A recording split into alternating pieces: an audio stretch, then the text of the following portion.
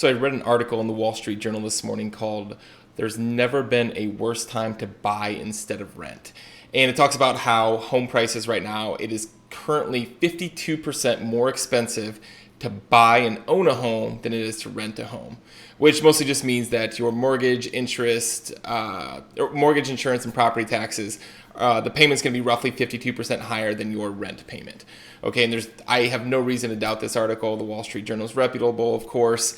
Home prices are up, mortgage rates are up significantly. So I have no doubt that for most people it is significantly more expensive to own today than to rent. Okay, so no doubt, there's no doubting that. However, I want to talk about why it is incredibly short-sighted to look at this and make a decision on renting versus buying. And two things I want to clear up front. Number one, I am a licensed real estate agent. I do help people buy and sell houses, so it may seem self-serving to say ignore this and buy anyways. However, I also make the majority of my income, build the majority of my wealth through rental properties. I buy houses and rent them out.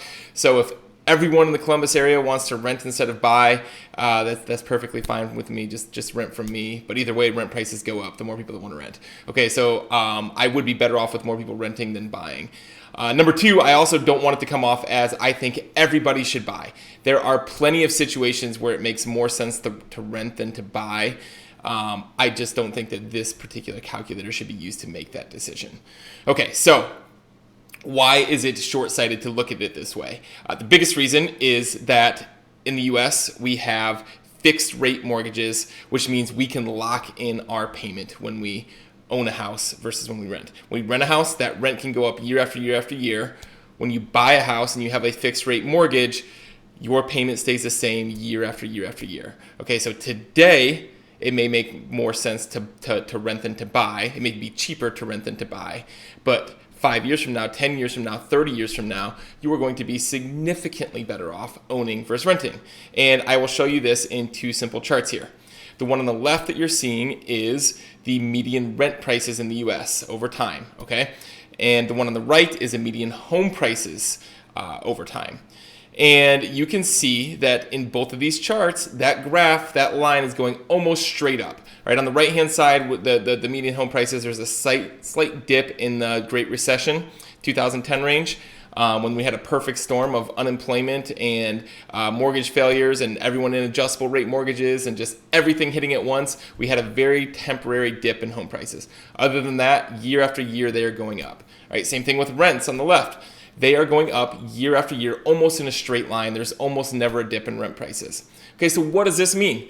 This means that when you buy a house, you are locking in the price of that house right now, knowing that in 1 year, 2 years, 5 years, 10 years, the price of that house is going to continue going up. So if you sit there and try and wait for rates to go down, the price of that home is going to continue going up. Meanwhile, your rent, because you're choosing to rent, is also going up. So the gap of how much it would have cost to rent versus buy is shrinking every single year if you would have bought a home originally. Okay, so for most people, especially here in the Columbus area, Central Ohio area, that rent price is going to increase 5 to 10% every single year. Right? So, and that's just if you stay in the same place. If you move to a different rental, it's probably going to increase even faster than that because the market value of rent is going up faster than that. All right, so maybe you're renting at $1,500 a month right now, and then next year it's $1,650, and then the year after that it's $1,825, and then the year after that it's $2,000, and then it's $2,200. Okay, so in 5 years your rent's jumped up $700 a month. Meanwhile, if you would have bought this year, your price, your mortgage payment is staying exactly the same, right? Maybe your insurance goes up a little bit, maybe your property taxes go up a little bit, but the main part of your monthly payment, your mortgage payment, is going to stay the same every single year, assuming you take advantage of a fixed rate mortgage. And again, in the US, we are very, very lucky because the majority of countries don't do this. They have adjustable rate terms that restart every 3 years, every 5 years. Okay, so every time those mortgage rates jump, their payment goes up. In the US, we don't have to do that. We can get a fixed rate mortgage. Maybe you're saying, okay, fine, but I'll just game the system here. I'll wait until rates drop in a few years, and then I'll buy, and then my payment is much lower. Even if home values go up, if the mortgage rate drops enough, then my payment is lower than if I buy today. That is true.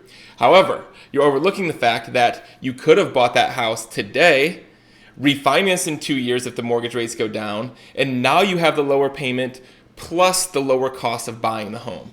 Okay, so these two graphs right here make it very clear that in the long run, assuming you're going to stay in the house, your cost of living is going to be significantly lower buying versus renting, for the simple fact that you can lock in your payment as an owner, which you cannot do as a renter. Your rent will go up year after year, almost every single year.